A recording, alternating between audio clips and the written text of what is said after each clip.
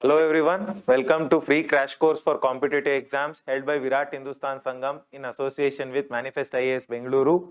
This program is inspired by Dr. SWAMY and it is convened by Sri RAVISHANKAR sir, State Education Convener for VHS Karnataka branch, and he is also the President of Good Neighbors India NGO. So you can watch this program online on the YouTube channel of VIRAT HINDUSTAN SANGHAM, also on the YouTube channel of UDAYA News Karnataka. For further any queries and free mentoring regarding any competitive exams, you can join our Telegram channel VHS Education Forum, right? So, and I'm the chief mentor of your program. I've been mentoring competitive exam aspirants for past 5 years. So, this is your pedagogy. So, we are dealing in this order, right? Okay. So, let's begin the class. So, we were talking about economic inequality. What do you mean by inequality? So, inequality can be in various aspects. It can be gender inequality, caste inequality, age inequality, social inequality, right? So, technological inequality, so many inequalities can be there. Out of all the inequalities, the most stark inequality is the economic inequality. Means what? The rich people will have more resources and poor will have less resources, right? So, rich will get richer, poor will become poorer. That is inequality. So, yesterday we discussed reasons for inequality and what are the sectoral measures. Sectoral measures that are taken in various sectors, right? Today we will talk about the concept of inclusive growth, right? So, what is inclusive growth? Growth which is inclusive of everybody, all sections of the population. So, it might be rich or poor, both sections, and also both of them should grow. Gender, male, female and transgenders, all of them should grow, or growth should have benefits for all of them.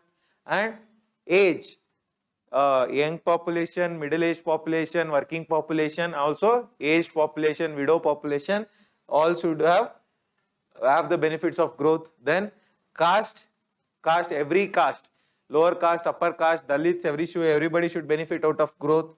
Rural and urban, urban and semi-urban population should also benefit from growth. And digital, so those who are aware of the digital means, and those who are not aware of the digital means, everybody should benefit out of the growth process, right? So this is the concept of inclusive growth. So what are the measures taken by the government in order to promote inclusive growth? So with respect to rich and poor, what is the measure? Taxation. So rich are taxed and the money is given to the poor. So that is one, that is the concept of inclusive growth. With respect to gender, we have gender budgeting. So means if whatever the money allotted in the budget, how much of that money will be helpful for women, right? So that is the concept of gender budgeting. Gender budgeting is a very important concept. Government allots money to various schemes, right? Out of those various schemes, how much of it will go to the women, right? So that is the concept of gender budgeting. And age, with respect, in order to tap the demographic dividend. Demographic dividend means what? Tapping the energy of the working age population. So India has the highest number of working age population in the world. What is the working age population? It is said to be from 15 to 64. But on the other hand, it is also said to be 15 to 59, right? But this is considered to be working age population. So India has the highest number of working age population. In 2020, the average age of Indians was 29 years. So India is said to be the youngest country. So in order to tap that, what are the measures we are doing? We have Skill India Mission is there. We are providing education. We are providing job opportunities under various schemes. All are the measures with respect to inclusive growth. With respect to age. Caste, we have scholarship schemes. We have tribal tri-fed scheme is there. PM Pradhan Mantri Van Bandhu Yojana is there with respect to tribals. And SC/ST population, we have SC/ST scholarship is there, right? So Dalit capitalism is there. NS, National Scheduled Caste Financial Development Corporation is there. And with respect to rural urban, what are the measures? We have Pura, providing urban facility in rural area. This facility is there, and we are under Amrut scheme. We are developing 500 cities, right? And Sansad Adarsh Gram Yojana is there. Sansad Adarsh Gram Yojana, under which rural areas are being developed. So all are the schemes with respect to developing the rural area. With respect to digital divide means very few population know how to operate a digital device, right? Whereas other population are not aware of it. In order to curb that, in order to bridge the digital divide, what we are doing, we are having this scheme PMG Disha. This is focusing on at the rural level how to increase the digital literacy. This scheme is focusing on that. So this is with respect to inclusive growth. Next, you have the social security schemes. What are the social security schemes? Social security with respect to food with respect, social security means what? Government is providing security, or government is providing the basic necessities with respect to various fields. So that is society. Government is providing security to the society so that nobody will sleep hungry, so that nobody will fall into poverty. So this is the concept of social security. Government provides food, healthcare, pension, insurance, right? Various other schemes, and even housing, right? Employment, everything. So food, we have National Food Security Act is there. Health, we have Ayushman Bharat is there. Insurance, we have Pradhan Mantri, various schemes are there. Bima Yojanas, we have Krishi Bima Yojana. So we have so many Bima Yojanas, insurance schemes. For example, Atal Pension Yojana is there. And so there are even your Lagu Vyapari Mandan Yojana is there. All of these schemes talk about the insurance and pension towards the poor sections. So next you have Shram Yogi Mandan Yojana. So Shram Yogi Mandan Yojana, it is a pension scheme. So with respect to unorganized sector. So what is unorganized sector? Unorganized sector is that sector which is not registered with the government. Those who are not paying taxes, those who are not getting any social benefits, social security benefits, insurance, pension, PF, provident fund, all these things. So those are the unorganized sector. For example, your chaiwalas, your roadside street vendors, the vegetable vendors, all of them come under the unorganized sector. So this scheme provides social security for them. After they cross the 60 years, every month they will get 3,000 rupees pension. Who are eligible? 18 to 40 years. Persons from 18 to 40 years is eligible, and those should be within 15,000 income. Their income should be within 15,000. Only those people are eligible. So under social security, government is providing social safety net. Means what? So it is net means government is going to knit a net. So if somebody is falling into poverty, they are going to fall into the net. Government is going to catch them. So that is the social security net government is providing in various sectors, right? Okay. Next you have globalization and inequality. Globalization means what?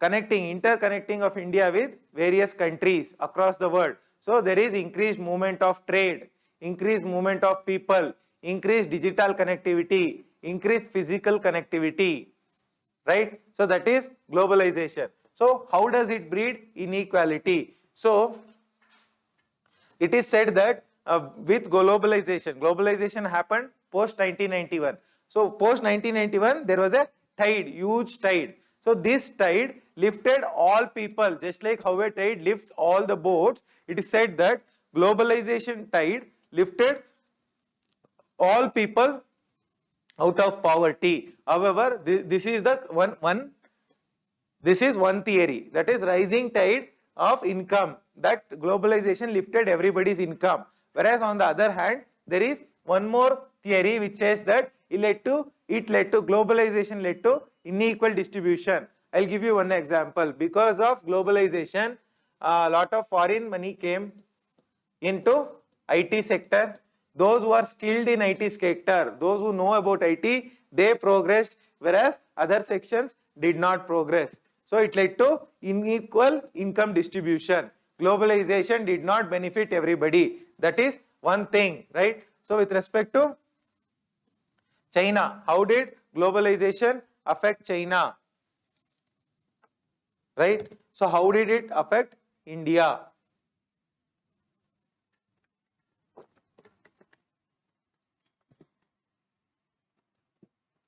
See, in Chinese globalization, what happened? China focused on providing skills to everybody. It tried to skill up all kinds of population, right? So even though globalization happened in China, it is called as market government, state-led market capitalism. That is state-led market economy. That is, in India, the market economy, that is liberal economy, is not state-led. It is automatic, right? Whereas in China, it is state-led market economy. So when China opened the economy for globalization, actually they tried to skill all kinds of population, poor, rich, all sections of population.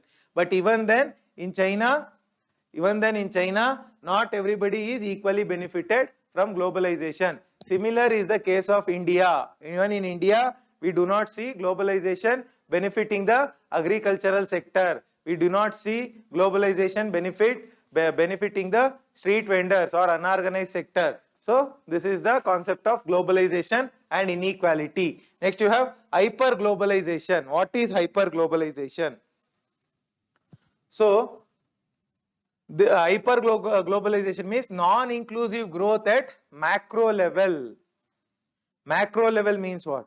Macroeconomy. Macroeconomy means at the national level. At the national level, if there is no inclusive growth, at the national level, there is no means what? If you look at the macroeconomic numbers, that is employment, education, skills, all these things, at this level there is non-inclusivity, means not everybody is equally benefiting at the macroeconomic level. So no employment intensity. It means that not everybody is benefiting out of globalization. That is how hyper-globalization. So there is no employment intensity. Employment is not growing. Growth is happening. We are growing at 8 to 9%. However, that growth is not employment intensive growth. It is called jobless growth. Growth is happening at 8 to 9%. But is it creating more employment? No. So when the employment is not being created, it is called jobless growth, also a feature of hyper-globalization. So there is no employment intensity, and also it is leading to hyper-globalization, is leading to informalization. That is, informal economy is growing. Informal economy, I already told you, those who are not registered, those who are not paying taxes. So because of hyper-globalization, informal economy is growing, right? This is the concept of hyper-globalization and informalization. Next you have speculative market. This is speculative market, is also a feature of globalization and inequality. What is speculative market? It is making guesses in the market, whether this industry is going to go up today, whether the other industry is going to go down. So on this basis, let's say you have Ukraine-Russia war. So based on this war, they are going to predict oil prices is going to go up. So based on that, they are going to make invest. So that is speculative market. Because of globalization, there is increased speculative investment in India. Because of speculative investment, what happens? Under speculative investment, rich will become richer. So even if poor person, where is speculative market investment taking place? In the stock market. So in the stock market, rich will invest, they will speculate and take more money, whereas poor will not have the skill. They do not have the skill, they do not have the education, they will invest the money in stock market and they will lose the money. So speculative market, rich will become richer, because that is the globalization and inequality, one concept. Next you have trade wars. Because of globalization, there is lot of trade wars. Trade wars between, now you have between China and Russia, China and USA. There was trade war. That is China, USA imposing ban on Chinese goods. In turn, even India started stopping the Chinese apps and banning certain Chinese goods, right? So that is the concept of trade wars. So trade wars is happening because of globalization, because of which there is inequality among the countries. So USA is more equal. China and poor countries, not China, poor countries are less equal. So there is inequality among the countries. Some countries are rich, other countries are poor because of trade war. Next you have protectionism. Protectionism, the best example is Donald Trump's America for Americans. America for Americans.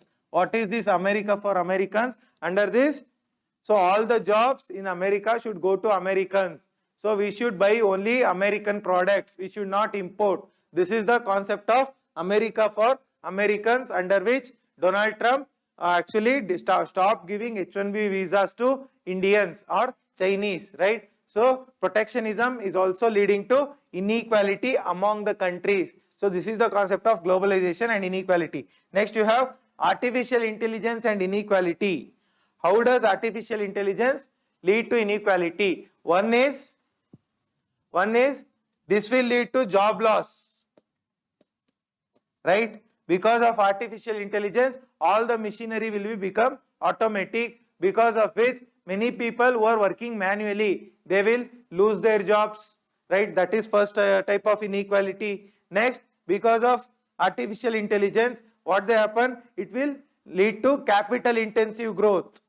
People will, rich people will invest more in the capital and they are going to build more and more machines. So they will become richer at the cheapest cost, right? Because if they employ the people, they have to give salary. So they here they need not give salary. So rich will become richer. So artificial intelligence will also lead to breed inequality. That is one thing. Next, even for example, if there is now Indians going into various countries and working in those countries, right? When artificial intelligence come, all the Indians or most of the Indians, they will lose their jobs to the machines. So they have to come back, right? So that is the concept of artificial intelligence, how it breeds inequality. Next, pandemics and inequality. So we have till now faced Spanish flu, Zika virus, SARS virus, MERS virus, so many things till today. So that is also breeding inequality. How?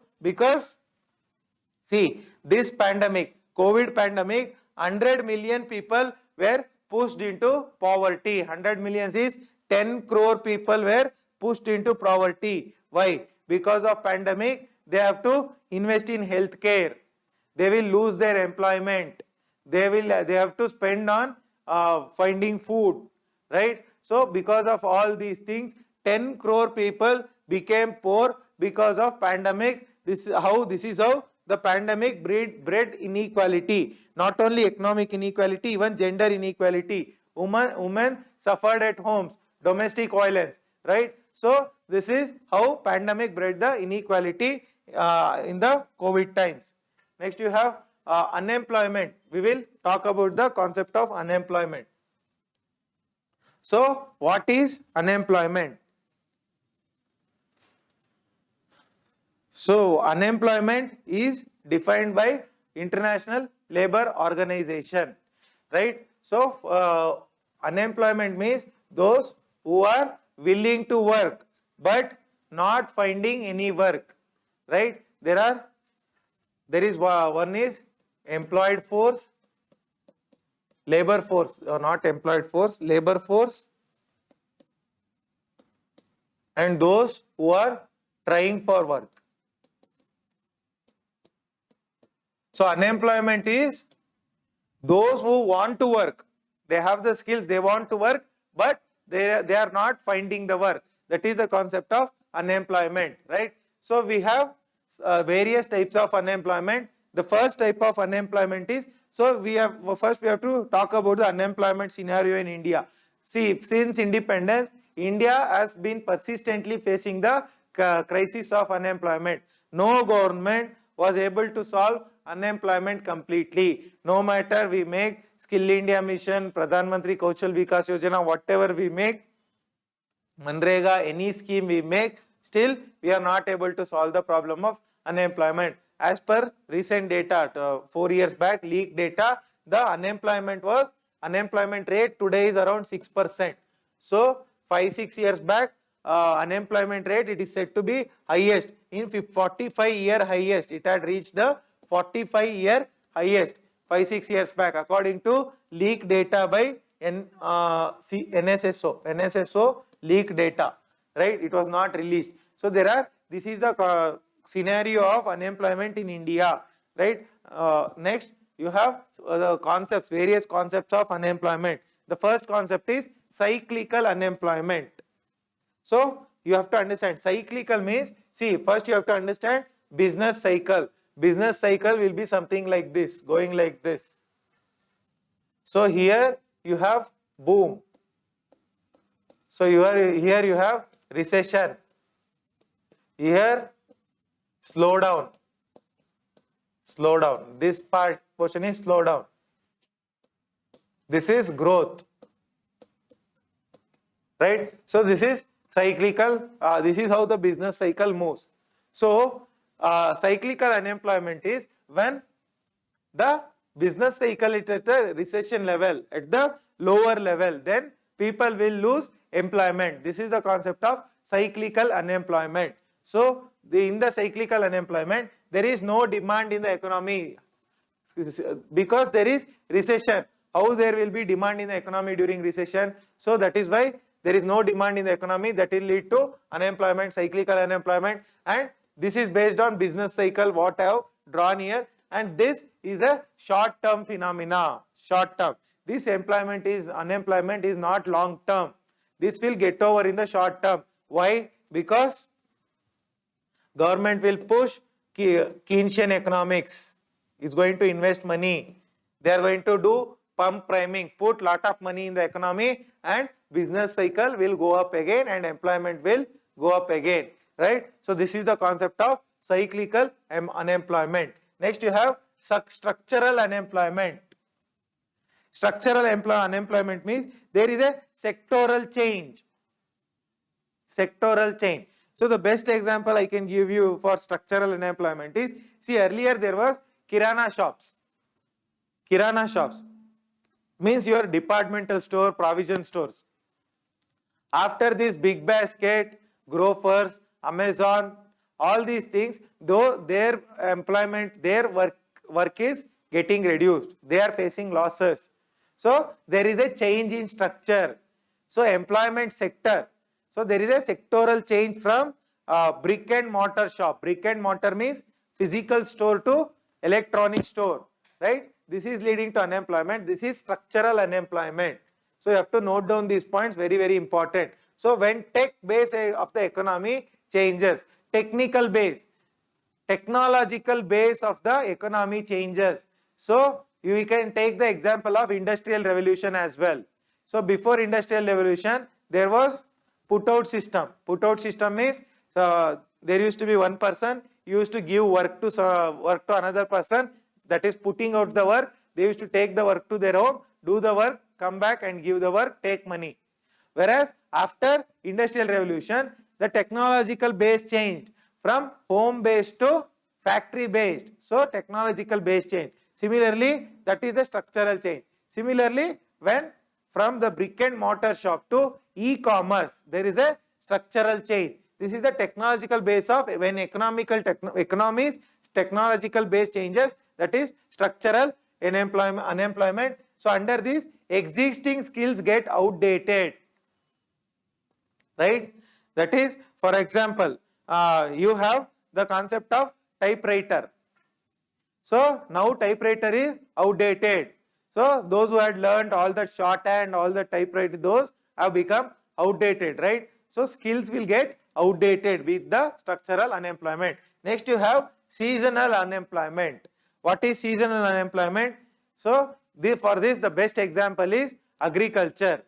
So except for the Kharif season, Rabi season and Zaid season, there is no other work except when sowing and harvesting. Apart from these times, there is no work.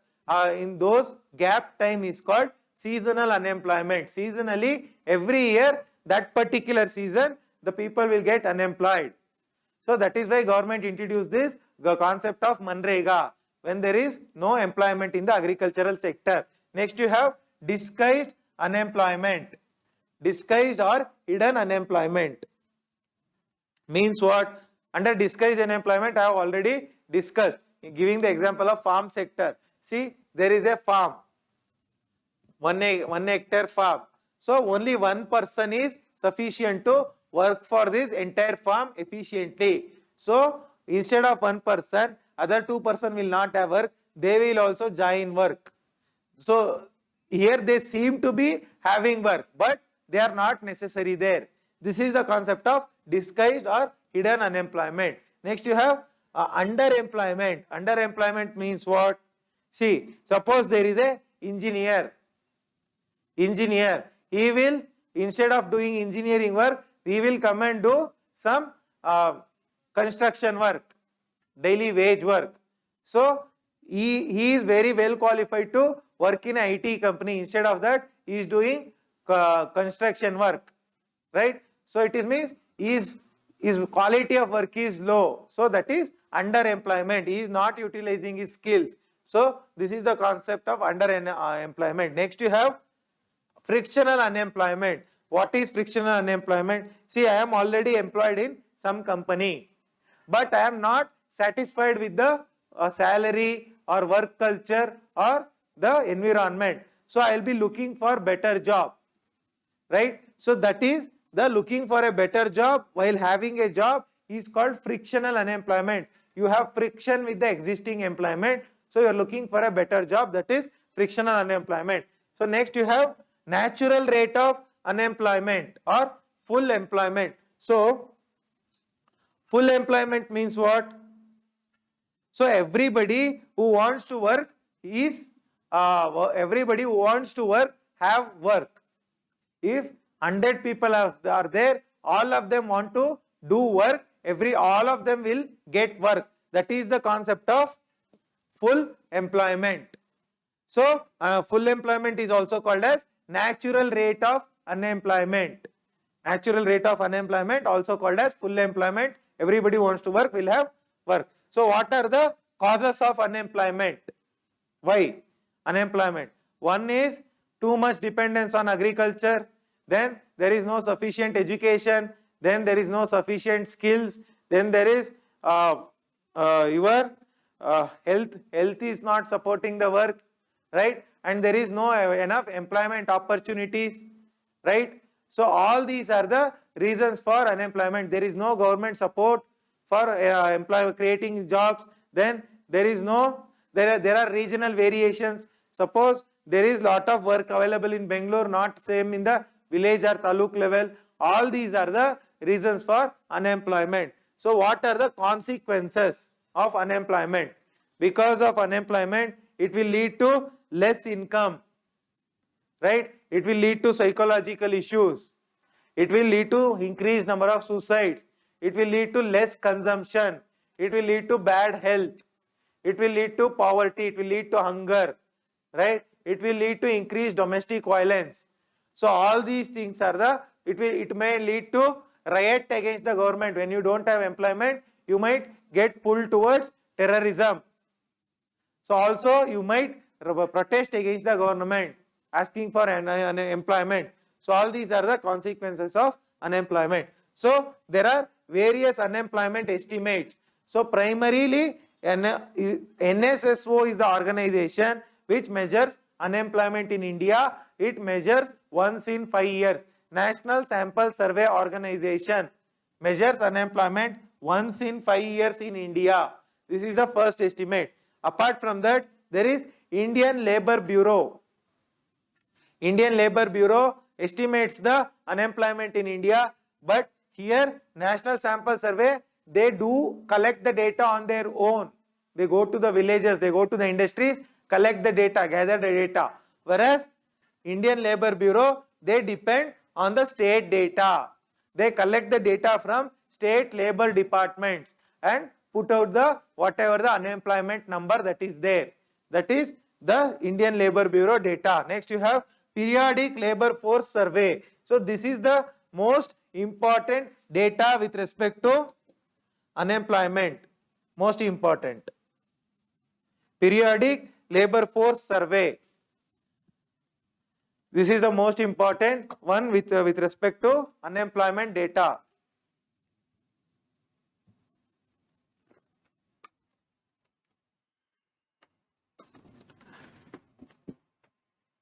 What is periodic labor force survey? So this survey is done by MOSPI, means Ministry of Statistics and Program Implementation. This ministry carries out the PLFS, periodic labor force survey. So this was started in 2017-18. 2017-18 this survey was started. So here it rural and urban areas, it does quarterly it is going to urban area it is going to take quarterly data. Urban area quarterly, every quarter, every 3 months. What is the unemployment? Rural area and urban area both, it will give yearly unemployment data, periodic labor force data conducted by MOSPI, Ministry of Statistics and Program Implementation. Next you have the classification. So classification of unemployment, rural employment, urban employment, rural unemployment, urban unemployment is there, right? So that is the first classification. Then you have formal employment and informal employment. I have already discussed. So this is also mostly called as, informal is also called as unorganized unemployment, right? Rural employment, urban, formal and informal. Formal means those who are registered with the government, those who are paying taxes, those who are enrolled in social security, right? Those who have the license to carry out. This is formal. So whoever doesn't fall into this is called informal or unorganized, right? But there was one survey which says that which calculated the social security. Social security means what? Pension, insurance, right? All these things. Pension, insurance, medical insurance, life insurance, provident fund, all these things are social security. So when some organization measured the social security data in India, it found out that 31% of the population, 31% is the formal employment in India. Formal. So, but generally we perceive that unorganized sector or informal employment in India is up to 90%. So, if 100 employees are there, only 10 employees are formal employees. 90 employees are informal employees, right? So, 90%, 10%. But if we measure the social security, whoever have taken the social security, so only 31% is formal, rest 69% is informal. But if you take the tax coverage, 54% is formal. According to tax data, 54% is formal, those who file income tax, and informal is 46%. So there is a divergence. How much of Indian economy is formal and informal? So formal, what is formal? I told you, it is registered in the government records. Government record only they have to have registration. And next you have formal, informal, organized and unorganized. So similar. Those sectors which are organized well means what? You have this organized, you have this definition. So those who employ more than 20 people and do not use power, even though they don't use power, this is called organized. 20 people criteria. And also some other industry which uses power, it uses power, employs just 10 people. That is also organized. So 10 people with power, 20 people without power, industry can be called as organized. If the industry uses power to manufacture some goods, that is what I meant here. Don't use power, 20 people are there, organized, or use power, 10 people are there, it is called organized. So whatever doesn't fall in under this category is unorganized employment. So informal employment is equated to unorganized employment. So there is no proper division. So generally informal and unorganized are used interchangeably, right? So there is a, what is a conceptual framework? How do you measure the unemployment? So the conceptual framework is, first is usual activity status. Usual activity status means what? In the past 365 days. Past 365 days, if a person is actively employed for at least 1 hour per day, 1 hour per day. So he is, according to usual activity status, in 365 days, if a person is employed at least 1 hour, he is considered to be employed. He is having work anta. So next is counting the employment, current weekly activity status. Current week, this week's activity status. In the 7 days, if a person has these many hours, if he has worked these many hours, he is considered to be employed under current weekly activity status.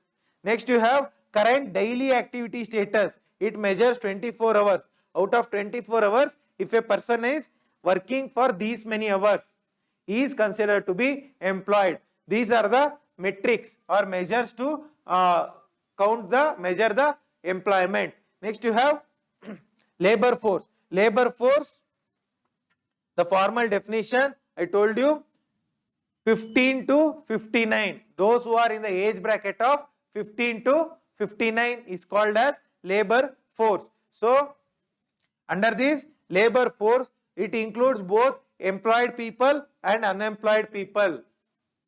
Labor force doesn't mean those who don't have only have work, doesn't mean the labor force. Labor force includes both who are employed and unemployed. Suppose I am unemployed, I am looking for some work, right? That also includes the labor force. Suppose I am looking for work, that will lead to unemployment. I am also counted under labor force. So you have employed and unemployed data under labor force, right? So this should be under unemployment, they should be willing to work. Labor force, you need to remember labor force, it is employed plus unemployed. Unemployed, they should be looking for work or and willing to work. They should be ready to work, right? They should be ready to work. That is the concept of labor force. Don't think that labor force is just those who are employed, right? There is a proper definition for it. Next, you have labor force participation ratio. What is labor force participation ratio? Under this labor force LFPR. LFPR is those who are employed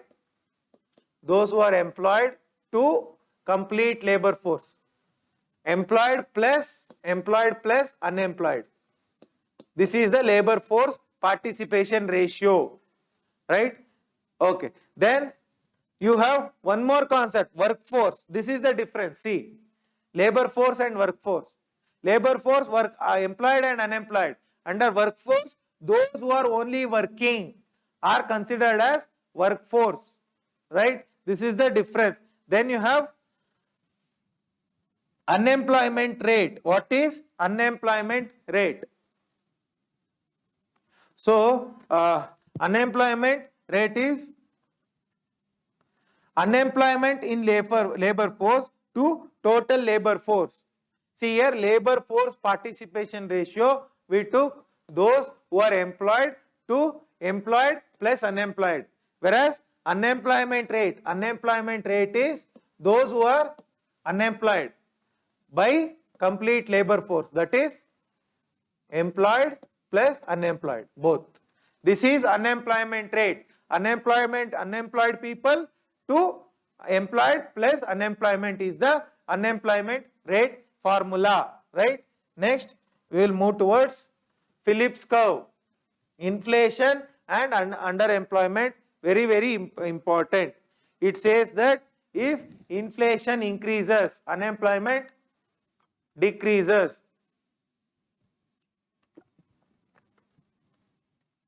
This is the concept of Phillips curve.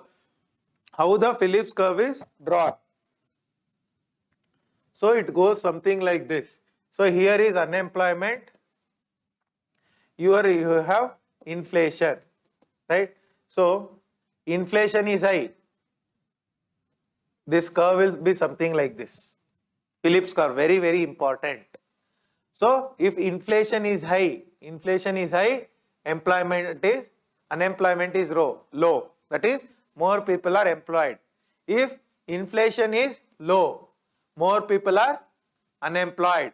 So it means what? Inflation should be high for the unemployment to be low, or employment to be high. So that is the concept of Phillips curve.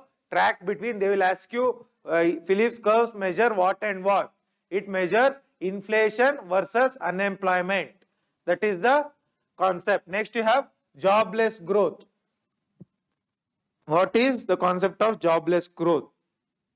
I told you growth is happening.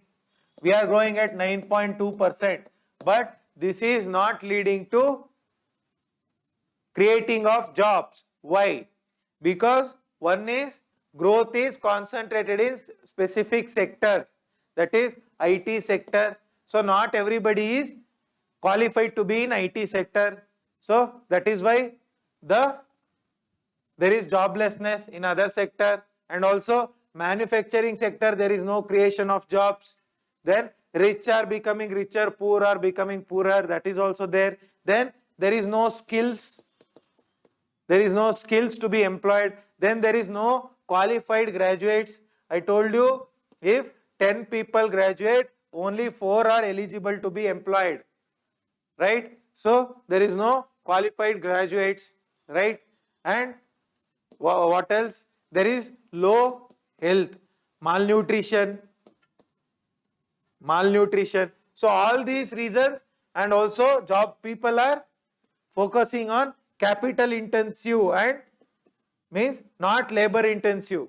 Capital intensive means they will put lot of machinery and remove the workers. Machines will do the work, or they will keep only minimum workers. So capital intensive growth, that is also the reason for jobless growth. Growth is happening, but there is no creation of jobs, right? Okay. Next you have the concept of employment intensity of growth.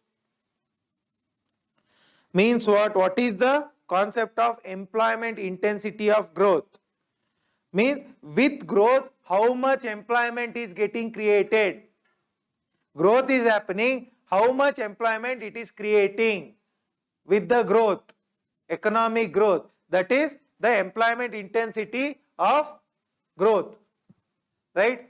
Government, there is lot of investment in the economy, and the sectors will grow, product GDP will grow, everything will happen. We will take a particular sector. Does this help in increasing the employment in the textile sector? Earlier textile sector, only 100 jobs are there. With growth, does that number increase to 150? Does the employment increase? That is the employment intensity of growth. How much employment the growth is going to create, right? What are the measures to increase the employment intensity of growth? What are the measures? One is we have Skill India mission. We are skilling more and more people to get employed. Then we are making people to move away from agriculture, move away from agriculture, find job in non-farm employment. That is there.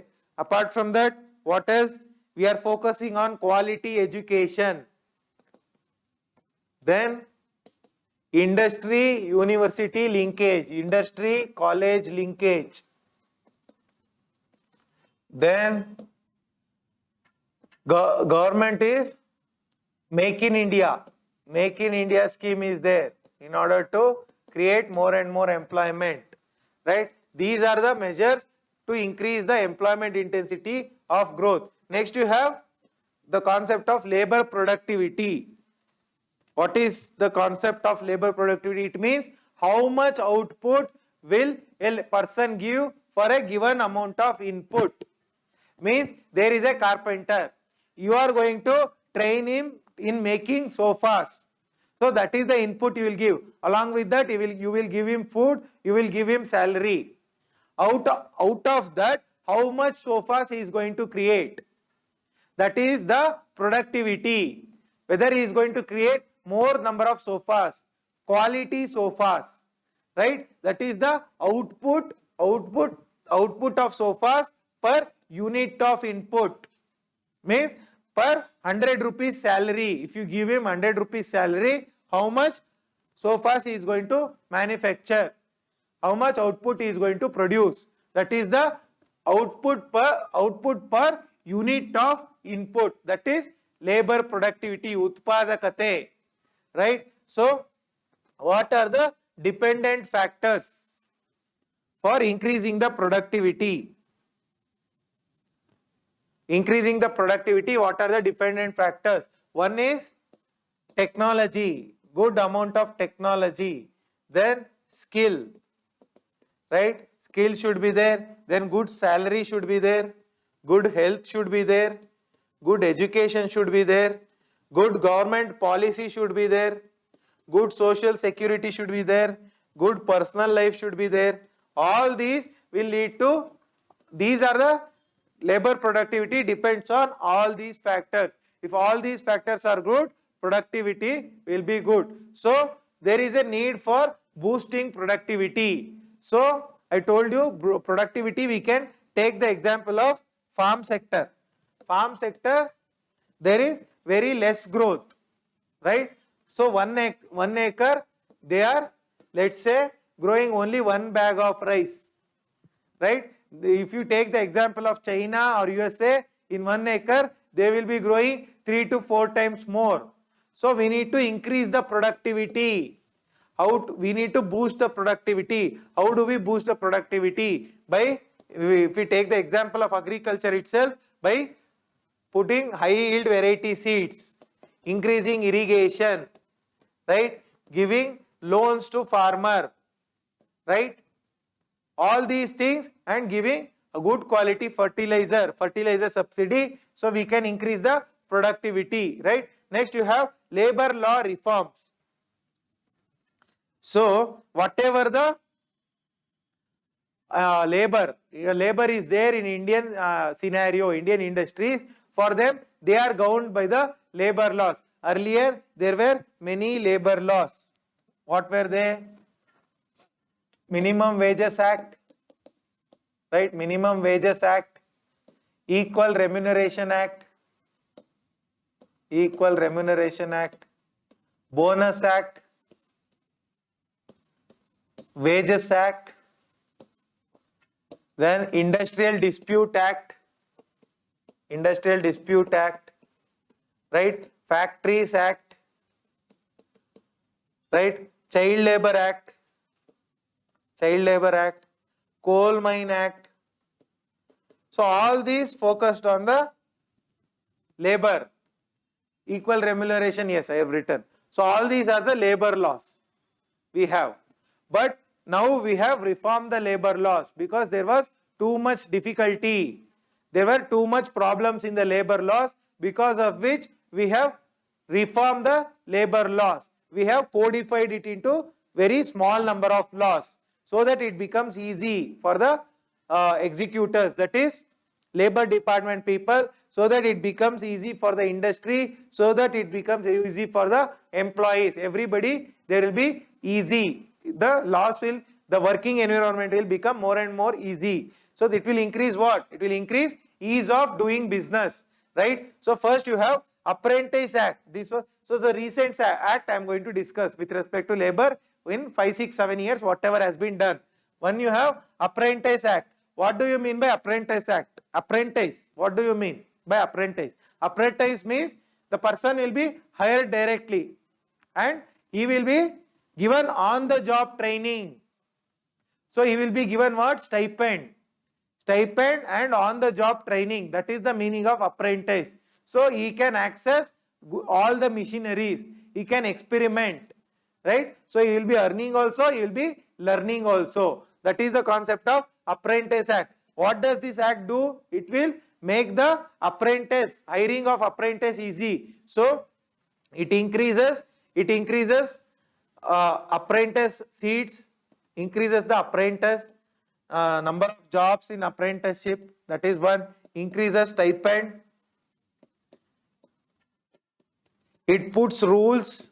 What should be the rule for apprenticeship? So under apprenticeship there is no guarantee employment. 1 year they are going to give training and after that you have to find your own employment. So how to govern apprenticeship? Apprentice is how you are going to conduct, right? What are the rules? So everything is spoken under the Apprenticeship Act. Next you have Code on Wages Act. This is very important act. Code on Wages Act. So now, there were too many acts under labor laws. There were too many acts. So everything is codified into 4 laws now. Under the 4 laws, the first law is Code of Wages Act. Code of Wages Act 2019. So it subsumed various acts. What are the acts it was subsumed? First is Minimum Wages Act, it subsumed, and Equal Remuneration Act, it subsumed. Subsumed means instead of that, this came. This act was converted into this act. So this included the earlier acts also. So Equal Remuneration Act, Payment of Bonus Act, Payment of Wages Act. These 4 acts were converted into one code. That code is Code on Wages Act 2019. So it focused on a minimum wage. It focused on minimum wage. What is the concept of minimum wage? Minimum wage means that wage at which the person will be able to afford the minimum basic requirements: food, cloth and shelter. Food, clothing and shelter. Basic requirements if a person is able to afford and maintain a average or minimum level of living, minimum standard of living. That is the minimum wage, concept of minimum wage, right? So who sets this minimum wage? It is set by the central government. So above this, state governments can set their own minimum wage, right? So earlier this minimum wage was applicable only for 40% of the workforce. 40% of the workforce minimum wage was applicable. Under this Code of Wages Act, the rest 60% informal, where informal sector was not given the minimum wage. So under this Code of Wages Act, 100% of the workforce, formal, informal, organized, unorganized, everybody is eligible for the minimum wage. Not only them, the contract workers, gig economy, contract workers. So contract workers are also eligible for minimum wage. So there is a national minimum wage given by the central government. Okay. So why national minimum wage? There were 2000 different rates of minimum wages, because of which government gave one minimum wage, right? So not only this, not only the minimum wage, the Code of Wages Act also focuses on timely payment. You will pay the wages, but that should be paid timely every month. That also this code speaks about, and it also has a provision. See, earlier with respect to minimum wage, there was labor inspectors. Labor inspectors used to go and inspect the industries. Now it has been under this Code of Wages Act, they have converted it into inspector cum facilitators. Now there is a concept of inspector cum facilitator. Means what? He is going to facilitate the industry, right? He is no more an inspector. He will facilitate. You are an industry owner. If you have any problem, the facilitator is going to help you. If you want to close down your industry, facilitator will help you. So you have this concept. See, why labor codes are actually stringent in India means if you are employing more than 100 persons, if you want to either close down the industry or if you want to fire people, you need government permission. So that is why permission. So this is why the ease of doing business is very less in India, right? This is aimed to be changed now. There need not be any government permission, right? So next, this minimum wage is revised every 5 years. National minimum wage is revised every 5 years. So both organized and unorganized people, formal and informal people, also contract workers, gig workers. So contract workers means what? Those who are not permanent employees. They are hired on contract. They are also eligible for minimum wage. Even gig economy. Gig economy means what? Your Ola, Uber, all these are gig economies, right? Even your Urban Clap. So if you want a hairdresser, you go to Urban Clap app, you book a hairdresser, he will come and do haircut and go. So that is also gig economy, right? They will ask you, what is gig economy? So what is the benefits of this Code of Wages Act? So one is, there is a proper minimum wage. It includes 100% of workforce, right? Then it includes a timely payment of wages, and code is simplified. Then there is a concept of facilitator instead of inspector. Then you have it increases ease of doing business. It will provide easy exit route for industries, those who want to close down. All these are the benefits of the Code of Wages Act. Next you have Maternity Benefit Act 2017. Maternity Benefit Act. So actually this act is from 1961. So even this was an older act. Apprentice Act was an older one. This was an Amendment Act. So here Maternity Benefit also, it is an Amendment Act 2017. What did they do? Earlier there was 12 weeks of maternity leave. Now it is increased to 26 weeks. 26 weeks. So for who are eligible? Those industry who are employing 10 or more people. 10 or more employees, that industry is eligible 26 weeks for first and second child. And for third child, it is 12 weeks again. Not only your own child. If you adopt somebody, if you undergo surrogacy, surrogacy means what?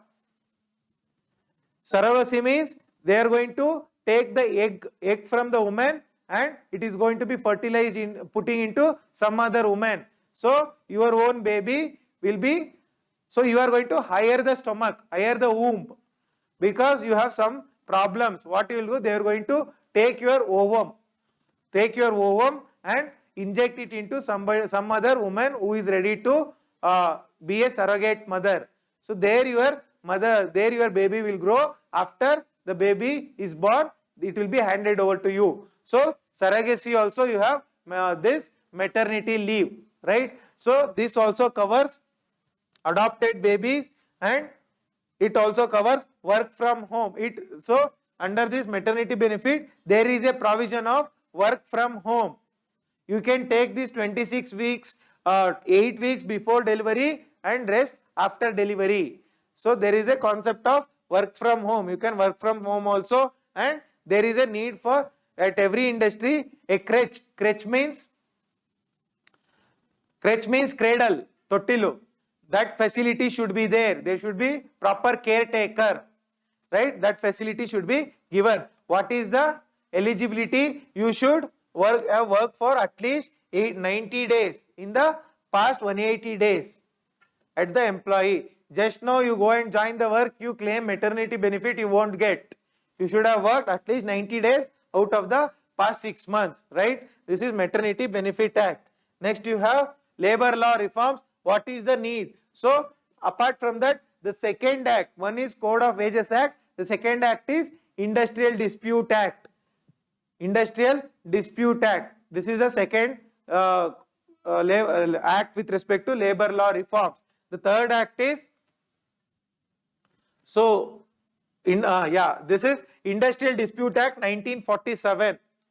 So, what is this? It deals with disputes in the industry, strikes, lockdown. If there is trade union protest, everything will be dealt under the Industrial Dispute Act. Then you have Contract Labor Act 1970. It deals with the contract labor, those who are hired on a temporary basis, 1970 Act. So the new labor codes are, one is Code of Wages Act, which I have already discussed. Second is Industrial Relations Code. This is the second act, second code, Industrial Relations Code.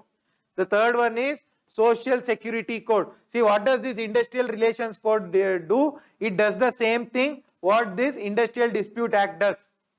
That is solving the dispute, right? That is the concept. Next, you have Social Security Code. What does it do? It deals with the insurance. It deals with pension. It deals with provident fund, right? All these things will be dealt under Social Security Code. Not only that, you have the Occupational Safety, Health and Working Conditions Code. That is, you are working at a place, that place should be eligible for working. There should not be hazardous machinery. There should not be hazardous chemicals. So that is the Occupational Safety, Health of Workers, Working Conditions Code. So it is dealt under your DPSP as well, Directive Principle of State Policy. Article 41, 42 speaks about it, right? These are set to replace, see, these four codes which I discussed, they will replace the 29 labor laws till now. 29 labor laws will be converted into just 4 codes. Next, we have the concept of child labor in India. Child labor. What are the problems with respect to child labor? So, child labor means, so those who are below 14 years. So, below 18 years is also called child labor, but 14 to 18 is called adolescent.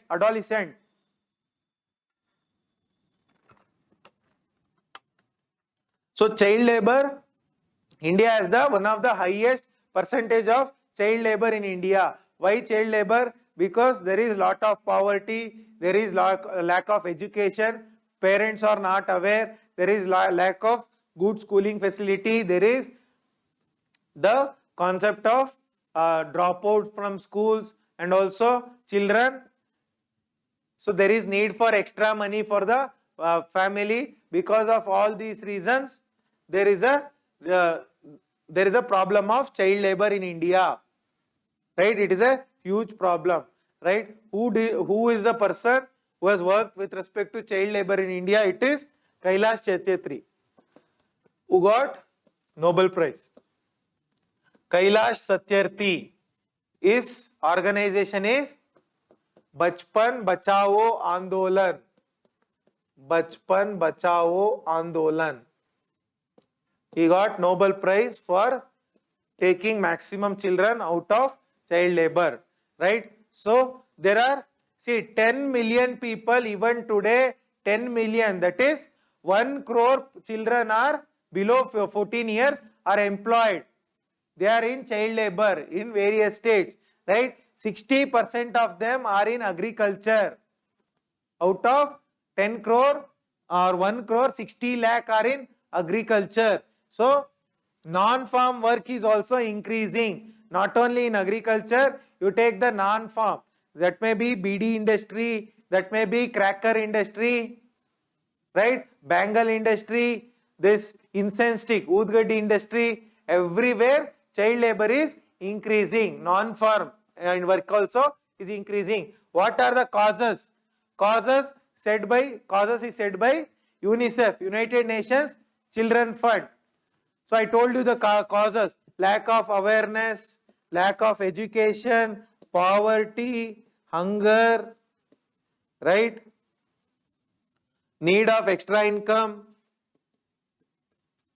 exploitation, all these, no proper government policy, lack of regulation. All these are the reasons for child labor in India as said by UNICEF. So what are the constitutional protection for child child labor, against child labor. One you have the equality, right to equality, Article 15, right against prohibition of discrimination. Article 15, prohibition of discrimination. This speaks about labor law. Then you have Article 24. Article 24 speaks about prohibiting child labor, specifically fundamental right. Not only this, you have Article 21A, right to education. This speaks about educating the children. Not only this, you have Article 45, 45A, I believe, 45A. So this speaks about educating your children, providing early childhood care, ECCE, early childhood care and education up to 6 years, right? Not only this, you have fundamental duty of providing education to your children, right? All these are the constitutional provisions. Legislative provisions, you have Samagra Shiksha Abhiyan is there, Sarva Shiksha Abhiyan is there, midday meal scheme is there, right? Diksha portal, Swayam portal, right? What else? Karnataka government Kalinali program. Then you have new education policy is there. So many programs are there in order to promote education in India, right? So child and adult, with respect to child labor, we have this act, Child and Adolescent Labor Act. What is adolescent? 14 to 18 years is called adolescence age, right? Child is up to 14 years. This act, what does this act says? It has certain provisions. It says it prohibits all the employment below 14 years. If you are below 14 years, or you are not eligible to work, except in family based employment. Family based. Suppose your family is making flower garland every day. There you can work, but only after school hours. Only after school hours. This, and also you have audiovisual industry. Children can work in audiovisual industry. That is, all these Saregamapa, Little Champs, all these small movie children working in movies, they can work in that. But it should not affect their schooling. Right? This is the provision of this act. Not only this, with respect to adolescents, it says 14 to 18 years. If you are in this bracket, you cannot work in hazardous industry. You cannot work in hazardous industry. Hazardous means cracker industry or your chemical industry. Those where the life is endangered, right? This is the concept. Next, you have ILO conventions. International Labour Organization. When was it formed? 1919. ILO, after World War I. ILO conventions speak about the child labor. So India recently signed 2 conventions with respect to child labor, very important. 138, 182. Convention number 138, it speaks about minimum age of employment. Convention 138, there should be a minimum age for employment. India has signed this recently. Then you have worst forms of child labor. That is spoken under Convention 182. 182, worst form of child labor. Prostitution, all those things. Child trafficking, right? Flesh trade, all these things. Hazardous industry, pushing children into beggary, all these things, right? Okay. Next you have skill development. When you speak of employment, we should speak of skills. So in India, only 5% of population has skill. Skill in various sectors. Skill means some aptitude for a work, some talent for some work. So that is developed. Engineers has, computer engineer has skill for coding, right? and there are various other carpenter has skill for making wood furniture. So in India only 5% of them have skill. With respect to skill, there is a National Skill Development Mission 2015, right? So this is under Ministry of Skill Development and Entrepreneurship. There is a separate ministry for skill development. So under this we have this mission. So this is also called as Skill India Mission, right? So what is this National Skill Development Mission? What is the organizing structure? So there is a governing council. There will be a governing council and there will be a steering committee and there will be a mission directorate. There are 3 organs under this mission. Governing council will be headed by the respective minister. Steering committee by secretary. Mission directorate, but technocrats will be there in that. So this also includes National Skill Development Agency. There is one agency under this ministry. Also National Skill Development Corporation also comes under this mission. Not only that, there is Director General of Training, DG Training. He will also come under National Skill Development Mission. Next you have National Skill Development Corporation, right? Who will give the funding for this corporation? National Skill Development Corporation. So it is funded by both public and private, both government and private. Private you have this CII, FICCI, NASCOM, all these people, right? So also it provides various support services for skilling, right? Skilling in agriculture, skilling in carpentry, skilling in manual work, skilling in industry. Every kind of support services is provided by this National Skill Development Corporation. Next you have Pradhan Mantri Kaushal Vikas Yojana.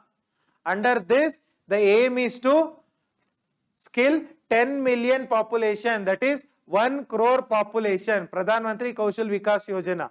So now under the Skill India Mission, we have trained 1.5 crore people, out of which 50% have got employment under Skill India Mission. Let us look at Pradhan Mantri Kaushal Vikas Yojana. So it targets 1 crore population. There is a National Skill Qualification Framework. Means what? If you acquire some skill, some knowledge, so that should be according to this framework. It is framework means what? It is just like your syllabus, right? So according to this only you will be skilled. Pradhan Mantri Kaushal Vikas Yojana. So this comes under, this is executed by National Skill Development Corporation, right? So next you have, what does it focus on? It focuses on short-term training. So this training will not be for years together. It focuses on just 3 to 4 months training. Suppose you are skilling a person in making tires, automobile tires. So it will be for 4 months. You will be skilled and you will be employed, right? Then it recognizes prior learning. Means, see, you are come from a carpenter family or a plumber family. You already know the art of plumbing. So if you have the art of plumbing, if you know it, they will test you. They will give you something and they will ask you to do the plumbing work. If you do it efficiently, immediately without training, you will get the certificate, right? If you already have the plumbing knowledge, that is prior learning, then it conducts Kaushal and Rozgar Mela. Mela means it is like a fair. Everywhere they will conduct this Kaushal and Rozgar Mela many times in a year, and they will provide Rozgar. Rozgar means employment, right? Then it also conducts National Career Service. So if you want employment, there is a National Career Service portal. You can get registered there, right? There is a National Career Service Mela. Then it also gives placement guidelines. Means who are eligible to be placed. what is your qualification to be placed to get a job, and once you get placed, what is the minimum amount of time you should work. So that guidelines, which are the industry which is going to come for placement, everything is given under this. Next, it also monitors, once you are got placement, it will monitor you whether you are working properly, whether you need any more skilling. Not only then, it also monitors you while skill program is taking place, when skilling is taking place, when you are under training, right? So under this, there is a portal called Smart Portal. So PMKVY, there is a portal, electronic portal, you can get registered here for getting access to Pradhan Mantri Kaushal Vikas Yojana. So there are two missions. The mission one is PMKVY 1.0, right? The second mission is PMKVY 2.0. Now we are under 2.0. So we have reached 10 million goal. Now we have this goal. So also we have National Policy for Skill Development and Entrepreneurship 2015. There is a national policy. We focus on a policy. Policy means it gives the broad guidelines how there is the skilling should take place, right? That policy is National Policy for Skill Development and Entrepreneurship 2015 is there. Next, we have, this concept of skill development is over. We will now focus on demographic dividend. So this organization UNFPA, what is the full form of UNFPA?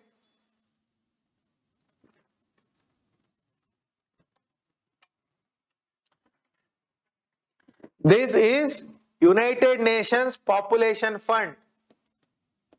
United Nations Population Fund. This defines demographic dividend as that section of population who is eligible to work. So it takes from 14 years to 64 years. Under 14 to 64 years, those population who are eligible to work. What is the percentage of population in a particular country in this age group who are eligible to work? That is the definition of demographic dividend. Demography, it means with respect to people who are eligible to work. Please note down this term, it will be frequently asked. Demographic dividend, right? So India has a high demographic dividend, means what? The number of people in this age group, is high. This age group, they are high, because of which India is a young country. There is lot of economic potential, right? Next, so this is the UNFPA definition, right? So India's demographic dividend is going to stay for another 37 years. That is the highest number of population in 14 to 64 years. It will be there for another 37 years, right? So this is our strongest backbone, right? Next, we will focus on female labor participation rate, labor force participation rate. Means what? If there are 100 women, how many women are participating in labor? That is workforce. How many are employed? It is only 26%. 26%. Why? Why there is less participation? Actually, it was more than 30%. Now it has decreased. There are both positive reasons and negative reasons. So the positive reasons is more women are studying for higher education. Higher education. So there is less workforce, right? Then the negative reason is after getting married, they are looking after their children and house, right? This is the negative reason, right? So out of this 26%, 95% are there in unorganized and unpaid labor. Means what? Unpaid labor means what? Suppose your mother is there at home, she does all the cleaning work, cooking work, everything. Whether she will be paid for that? No.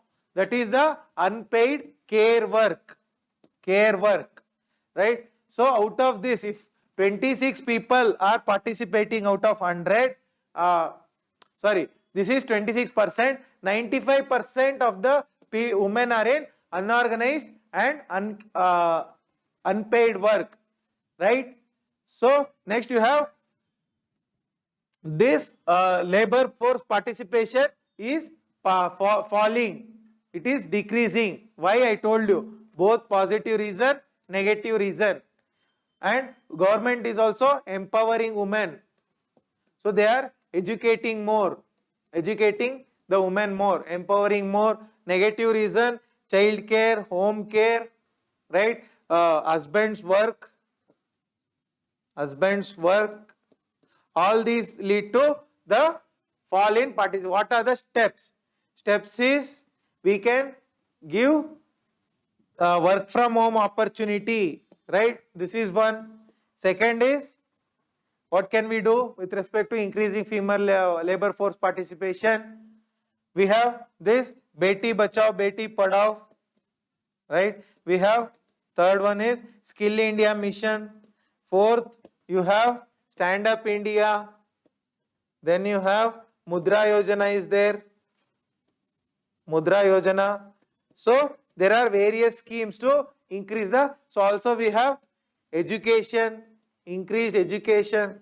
So one of the positive reason is why women are not employed means they are, many are focusing on research now. Research is not counted under employment, right? So these are the steps to increase the female labor force participation rate. So economic globalization and employment. Globalization happened when?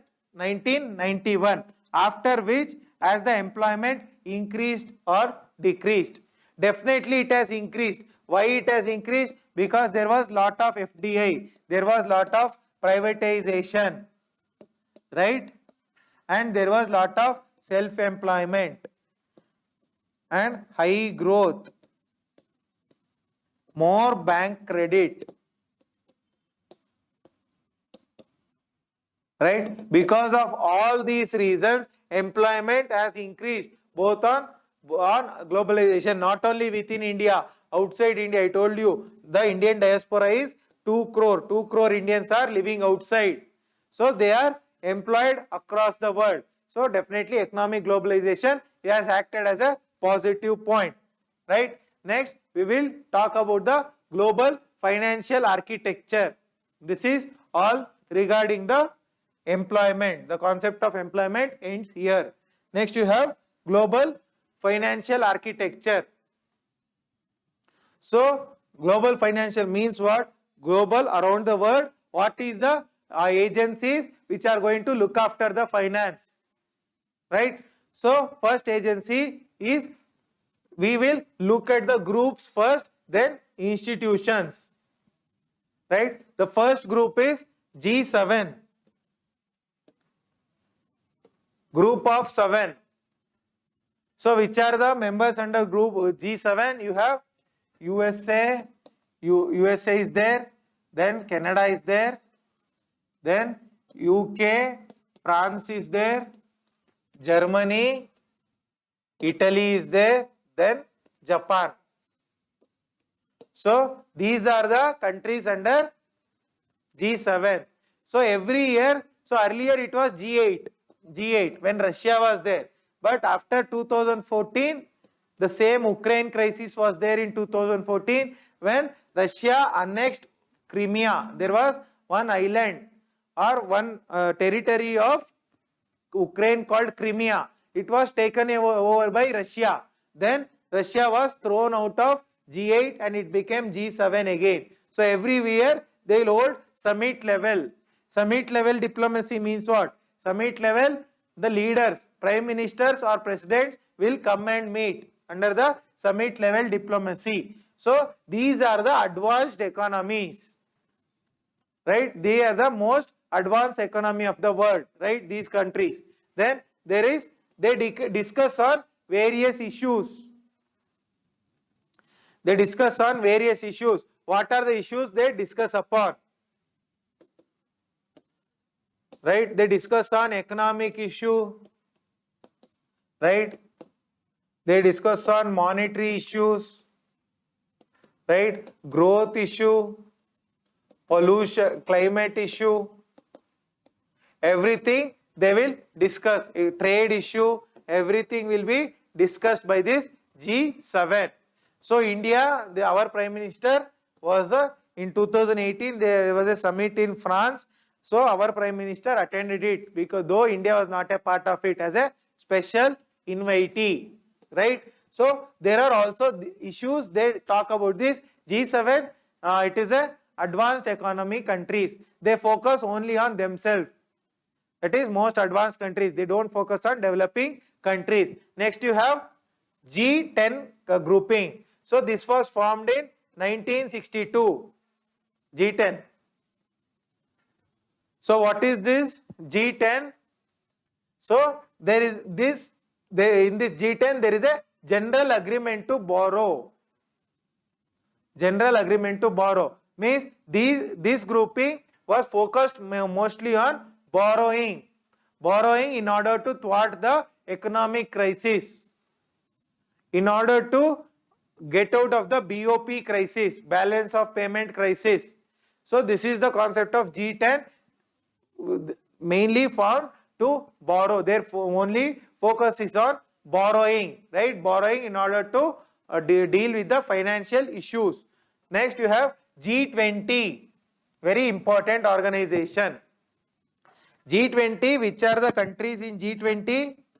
So you have Canada, USA, Mexico, Brazil, Argentina. Then you have South Africa, Turkey, Italy, Germany, UK, France. Then you have Japan, China, South Korea, India, Indonesia, right? Indonesia, Australia, and New Zealand. How many happened? 1, 2, 3, 4, 5, 6, 7, 8, 9, 10, 11, 12, 13, 14, 15, 16, 17. 3 more countries I have missed. So Saudi Arabia is done, no? South Africa, Saudi Arabia is also there. 2 more countries I have missed. So there are 20 countries in G20. So they are mostly developed countries or emerging economies. Developed and developing countries, both are there. Advanced and emerging markets. So why was it formed? So in 1997, in East Asia, East Asian tigers. So Asian countries, there was a crisis, right? I told you, all the foreign investment went out of the Southeast Asian countries. So the tiger economies failed. Then only this 1997 G20 gets formed. So in 1999, it was formed. 1999 is the year G20 gets formed. So it focuses on financial stability across the world. It also focuses on economic issues, right? It also focuses on technological issues, right? Nowadays it is focusing on the environmental issues as well, right? So the recent one is G20 has given a global minimum corporate tax. Global minimum corporate tax of 15%. 15% has been given. So that is corporate tax is corporates. How much we have to tax the corporates? The G20 says we should tax them at 15%. Right? With respect to G7 or G20, there is one concept called Build Back Better World, BBW. So it is either G7 or G20 has given the G7. So G7 has given this concept of Build Back Better World, BBBW. So global corporate tax, recent current affairs, G20, G7, BBBW. Next, focus on financial stability. 2008 crisis, financial crisis, Lehman Brothers, USA, subprime lending crisis. So till then what they were meeting at financial ministers at central bank governor level. Till 2008, they were meeting just financial ministers or central bank governors used to meet under G20. Post 2008 crisis, now they are meeting under head of state or head of government. That is, it has been upgraded to president or prime minister level, right? So that is the concept. Now head of state or head of government is meeting G20. So the recent, who was the recent host of G20? Virtual meet. It was virtually held. So I think it is Saudi Arabia. Saudi Arabia held it virtually, right? Next, not only these countries, yeah, under this, see, 18 countries I told you, no, EU is also a member. EU is also a member. One member I am missing out of totally 20, right? So it also has many ex officio members. Ex officio members, and we have representation from World Trade Organization, we have representation from IMF, we have representation from World Bank, right? These are the ex officio members. So many other members are there. Next we focus on G24. G24, just remember, it's a grouping of developing countries. It was formed in 1971. It was 1971. It focuses on developing countries' interest. G24. It meets on twice a year, biannual.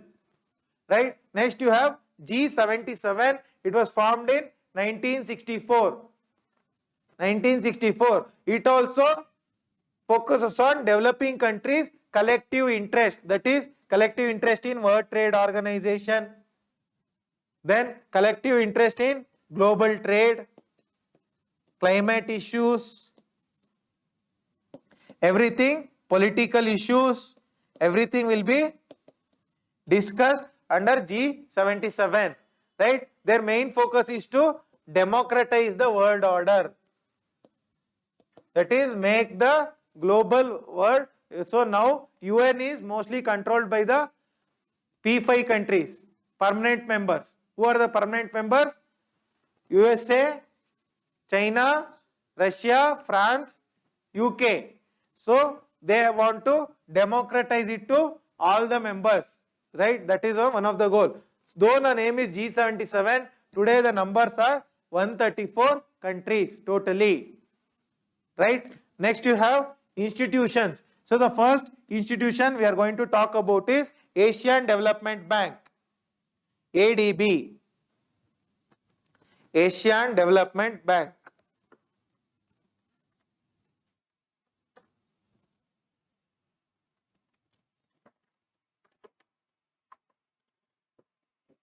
What does it? When was it formed? So, Asian Development Bank, its headquarters is in Manila, Philippines, right? Philippines. So, this is a regional development bank. That is, it focuses on the region of Asia only. It doesn't focus on anything else. But the membership is not. So the membership is not only Asian countries. Other countries can also become members. But it focuses on just Asia. So who are the members? There are totally 67 members under this. Right? So who are the members? It is UNESCAP, means United Nations Social and Economic, Social and Cultural, Economic and Social Cooperation of Asia Pacific. So AP means Asia Pacific countries are the member of ADB, right? Even India is a member, right? So and also non-regional developed countries. USA is a member of ADB. United States of India is a member of ADB. So under this, there is a concept of weighted voting. So USA is the highest shareholder. USA is the highest shareholder in ADB, right? So there is a weighted voting concept. What is weighted voting? Means how much you are going to contribute or how much big your economy is.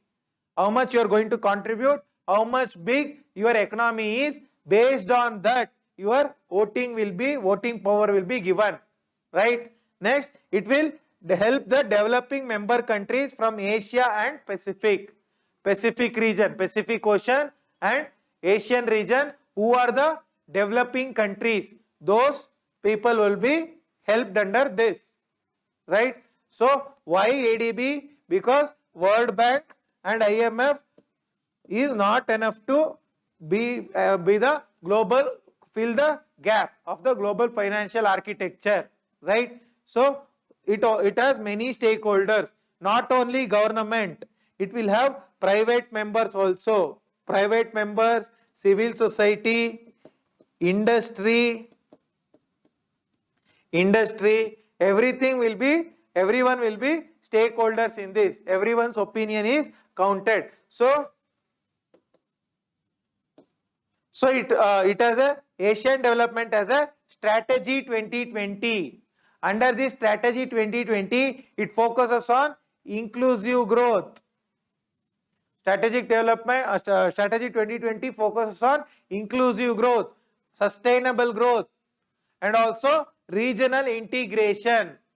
It focuses on the integrating the region, right? Asian region, regional connectivity. All the nations in the region should be connected. That is what it focuses on.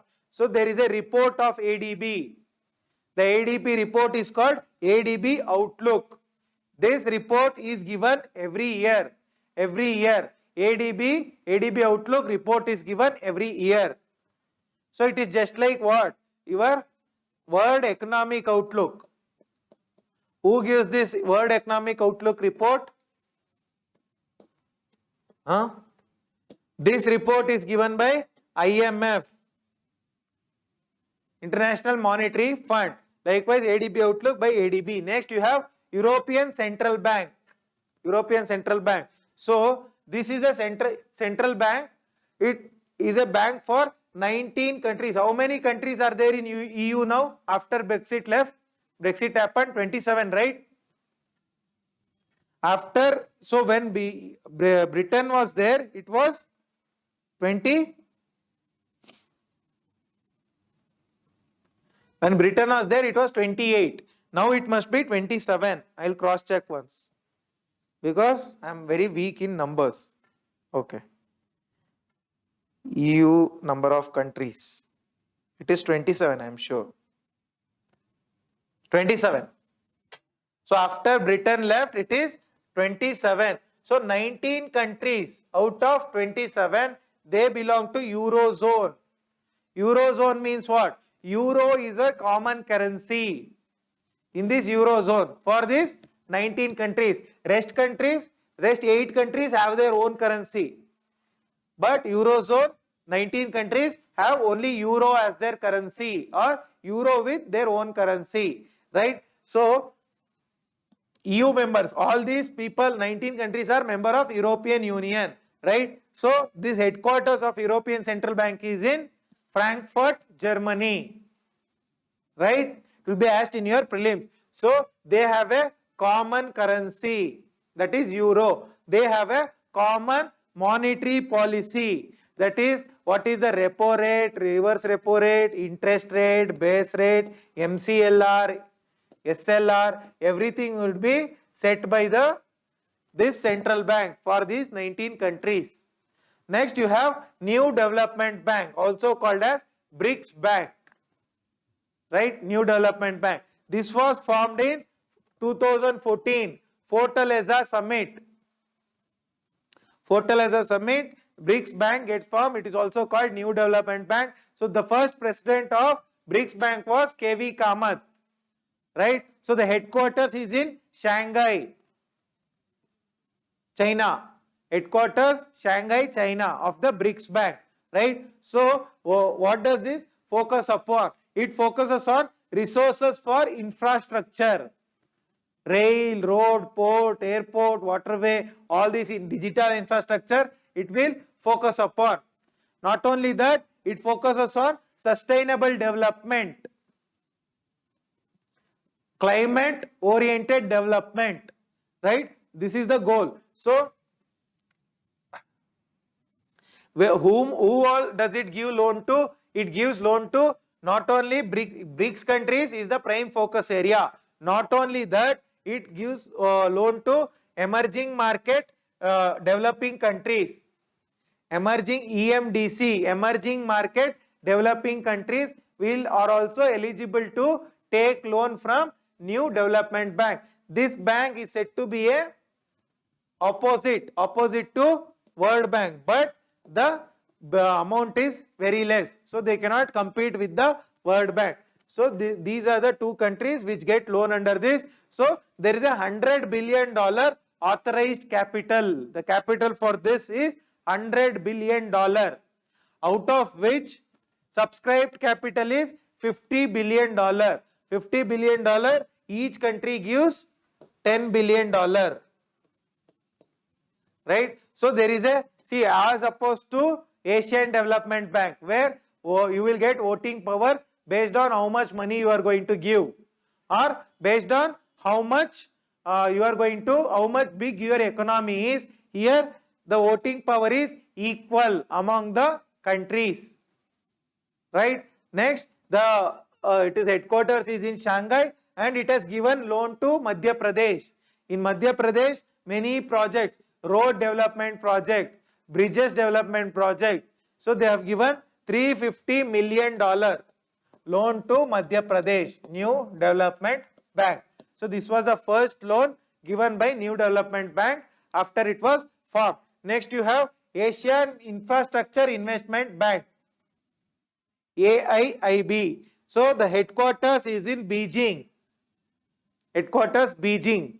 So this was, see, Asian Development Bank was a Western concept. Asian Infrastructure and Investment Bank is a China's concept.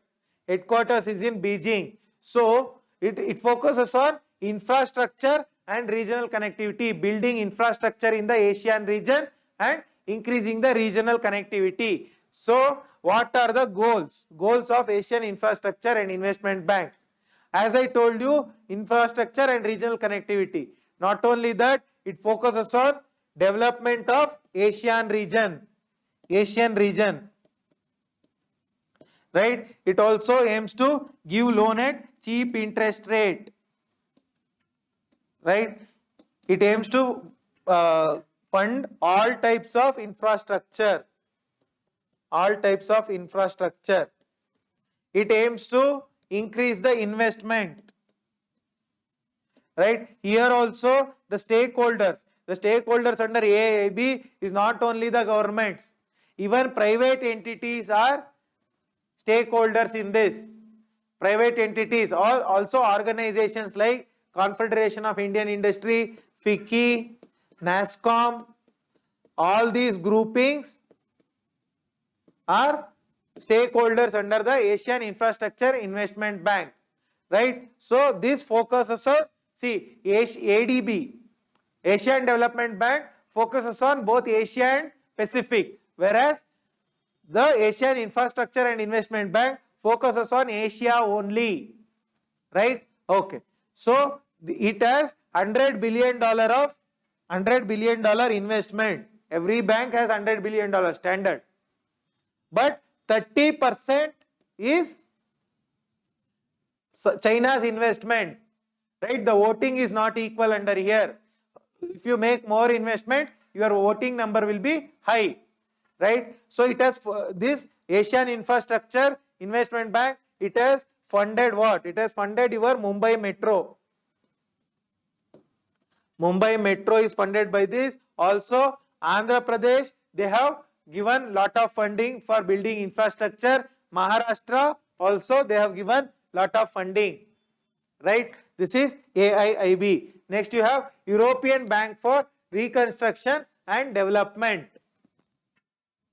European Bank for Reconstruction and Development. See, don't confuse this with Don't confuse this with IBRD. IBRD is International Bank for Reconstruction and Development. IBRD is also called as what? World Bank. Right? This is European Bank for Reconstruction and Development. It is a international financial institute. It finances internationally, right? And reconstruction and development means reconstruct based on after some war or something and focus on developing the region, right? So this is an investment bank. So it focuses on increasing the investment in the region, right? US is the biggest shareholder under this. Even though it is European Bank for Reconstruction and Development, US is the biggest shareholder. It focuses on investing in various projects, infrastructure projects, road projects, port projects, trade, import, export, all these things. London is the headquarters for this bank. It is headquartered in London, right? So, who are the members of this EBRD? EBRD, who are the members? So, the members are confined to only those countries which have market economy and multi-party democracy. So, is India eligible? Yes, because India is a multi-party democracy. India is a market economy.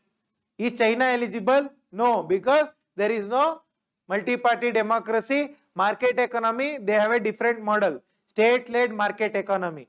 So, only these countries, Western developed countries are member to this. India is a member to this. Yes, India joined 2018. Very, very important. India is a member of EBRD since 2018. Right? This is different from European Investment Bank. There is a European Investment Bank. This is a organ of European Union, EU. Whereas EBRD is not an organ of EU, European Union. Right? So, this also has both public and private stakeholders, not only the governments, even private industries are also stakeholders under this EBRD. Next you have Bank of International Settlement.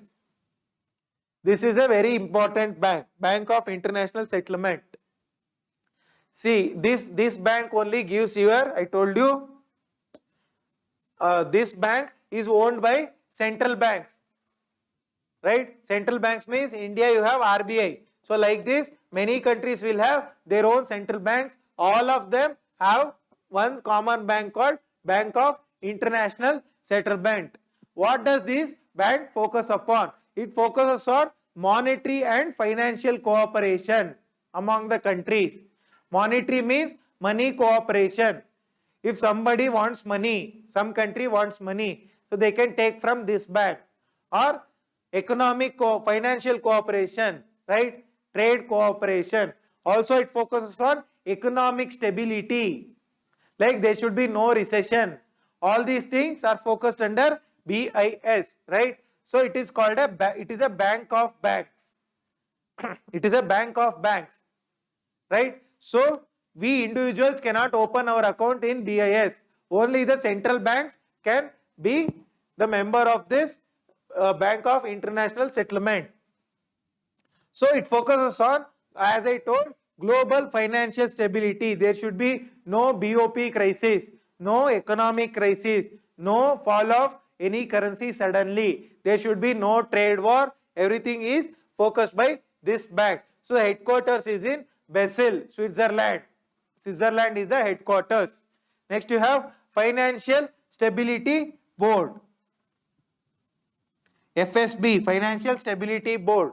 This board gives recommendations on various issues, financial issues, monetary issues. If somebody is suffering from balance of payment crisis, monetary issues, all these issues, this Financial Stability Board is going to give recommendations to the specific countries. So, it coordinates among the national authorities. That is, national governments, national central bank, everything they will coordinate and give policy prescription. See, you are facing this problem, so you have to have this solution for this.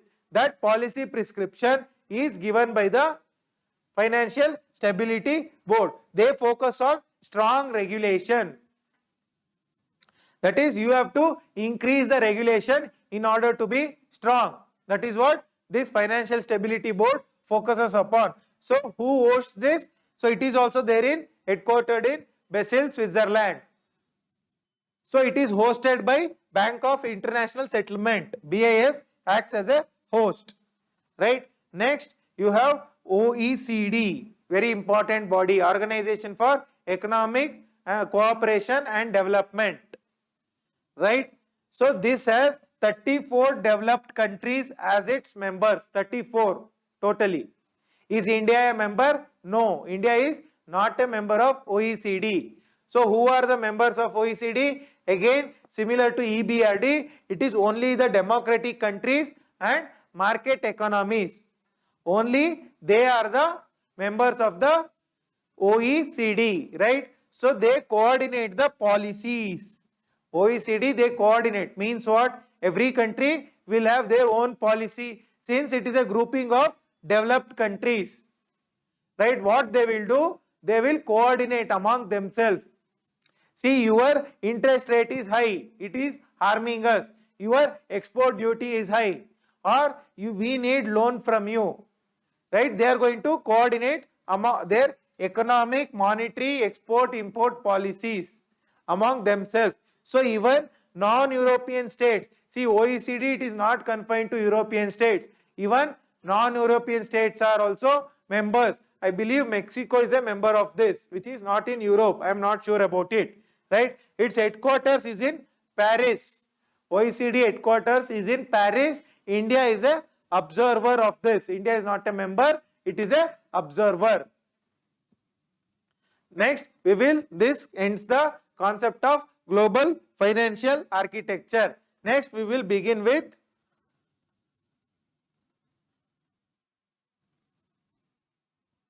International Monetary Fund. International Monetary Fund, IMF, very, very important. Right? So, United Nations, there was a conference held in Bretton Woods. Where is this Bretton Woods? It is in New Hampshire, USA. Right? This conference in 1994, post World War II, was held. Post World War II was held. This conference was held. Right? This conference, Bretton Woods Conference, is official nomenclature is United Nations Monetary and Financial Conference. Right? So 1944 it was held. So why it was held? To regulate the international monetary and financial order. Across the world, whatever the financial policies are there, the monetary exchange rate, right, interest rate, everything should be proper, and it should be regulated, right? That is why this conference was held. It gives rise to two organizations, IBRD and IMF. IBRD is also called as World Bank, International Bank for Reconstruction and Development. Reconstruction and development, why? Because post World War II, all the countries were devastated. European countries were devastated. They had been brought to ground. So, IBRD focused on reconstruction and development, also called World Bank. Then you have IMF, International Monetary Fund. So, monetary, it focuses on monetary stability. Monetary stability means your BOP crisis, BOP, balance of payment, I have discussed. If there is a shortage in that, means your foreign exchange reserves is less. You cannot import the essential items. Right? Your currency is falling. There is a shortage of goods in your country. Right? That is BOP crisis. Then IMF will intervene. International Monetary Fund will intervene. These two are the specialized agencies of United Nations. They belong to UN, but as a specialized agency. Right? So UN has 5 members. Earlier it had 6. Now it has 5 organs. Trusteeship Council is ended now. Right? So out of this is not these 5 permanent organs, but specialized agency. So International Monetary Fund, it has 189 members totally, right? So this fund, so suppose you want to become a member of World Bank, you have to first be a member of International Monetary Fund. Then only they will accept you as a member of World Bank. This concept is very, very important. So 189 members are there. India is a founding member, right? 1945 only, 44, 45 only, India became a member of this. So headquarters is in Washington, Washington DC, capital of United States. So what are the objectives of this International Monetary Fund? One is financial cooperation, right? Monetary cooperation among the countries. Your exchange rate is falling. How to increase that? How to bring stability in your currency? Monetary cooperation. Then growing of trade. Trade should increase. That is focused by this. Economic stability is focused by this organization. Then exchange rate stability, I told you, that is also focused by this organization. And also most importantly, BOP crisis. If there is a balance of payment crisis in your country, IMF will intervene, right? Next you have the governance structure. What is the governance structure of the IMF? There is a board of governors. There is a board of governors, right? This board of governors, there will be one governor and one alternate. Every country, see, there is board of governor, there are 189 members. So 189 members. Every country will send one governor, one alternative governor. India finance minister is the governor for IMF. Alternative governor is who? It is the RBI governor. RBI governor is the alternative governor, right? Okay. There is a board of governors. Every country will send one board governor and one alternative governor, right? So now this is the governing, acts as a governing council. Not only this, there is an executive board. There is an executive body which carries out the decision made by the board of governors, right? So there is an executive body. Who appoints the executive body members? That is also appointed by the board of governors. This is the highest body in IMF. So what is the function of the board of governors? It approves the quota. What do you mean by quota? Right? If you become a member of IMF, if you are becoming a member of IMF, right? So you have to subscribe to a quota. What is this quota include? It includes foreign currency, it includes SDR, it includes your own currency, local currency.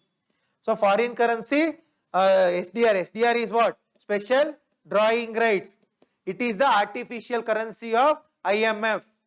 So and also local currency is also included in it. Under India means it is rupee. So how much money you are going to give to IMF, that will constitute your quota.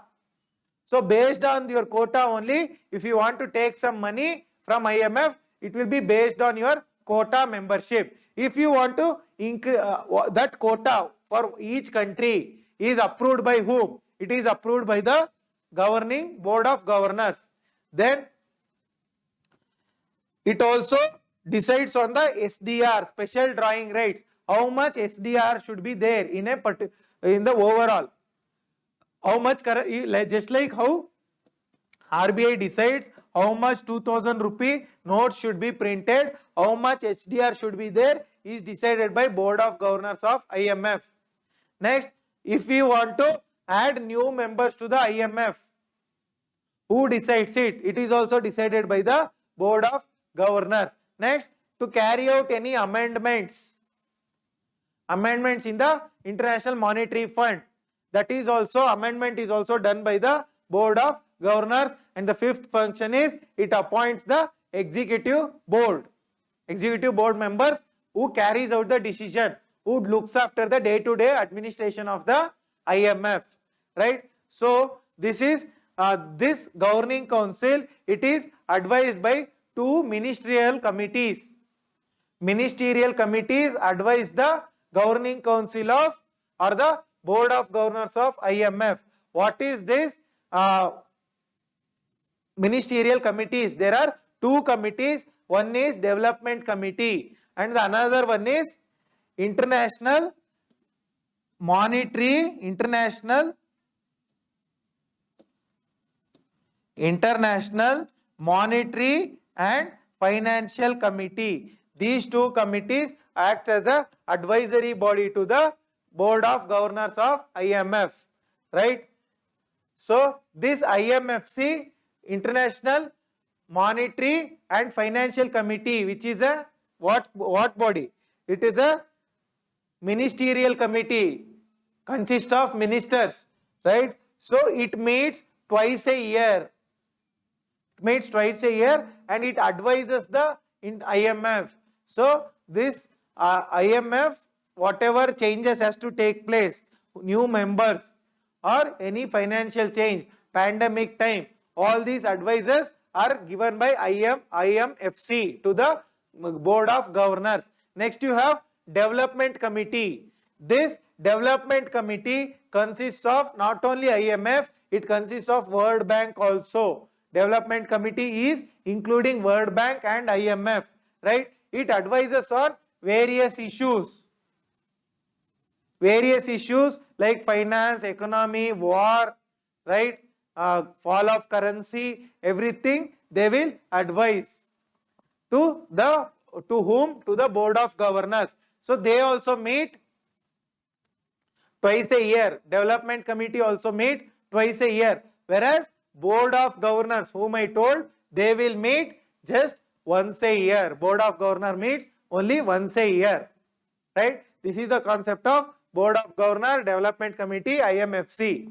So tomorrow we will discuss the functions of IMF. Next we will discuss World Bank. After that World Trade Organization. That will complete your entire economy part, right? Economy is very, very important in fetching marks. If you look at the Civil Services Exam 2021 paper, most of the questions, almost 25 questions were from economy.